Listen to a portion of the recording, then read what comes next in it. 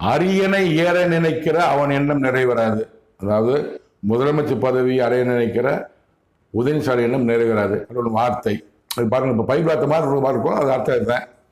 அவனுக்கு வாரிசு உருவாக்க நினைக்கிற அவன் எண்ணம் நிறைவேறாது. உதயநிதி ஸ்டாலினுக்கு தனது மகன் இன்ப நிதியை வாரிசாக உருவாக்க நினைக்கிற அந்த எண்ணம் அவருக்கு நிறைவேறாது. அவனுக்கு விரோதமாகவே நான் என் கரத்தை நீட்டிக் கொண்டிருக்கிறேன். உதயநிதி ஸ்டாலின் விரோதமாகவே கடவுள் தன் கரத்தை நீட்டிக் கொண்டிருக்கிறார். உதயநிதி ஸ்டாலினுக்கு கெட்ட காலம் கெட்ட நேரம் ஆரம்பமாகிட்டது. மரணம் அவனுக்கு கொடுக்கிறேன் கொடுக்கிறேன் கொடுக்கிறேன், உடனே உடனே உடனே. இது 2 வருஷம் சொல்லிட்டு இருக்கிறாரு. உதயநிதி ஸ்டாலினுக்கு மரணம் கடவுள் கொடுக்கிறார், உடனே உடனே உடனே. அவனது தந்தைக்கு விரோதமாகவே நான் கருத்தை நீட்டிக் கொண்டிருக்கிறேன். முக ஸ்டாலின் விரோதமாகவே கடவுள் தன் கருத்தை நீட்டிக் கொண்டிருக்கிறார். முக ஸ்டாலினுக்கு கெட்ட காலம் கெட்ட நேரம்.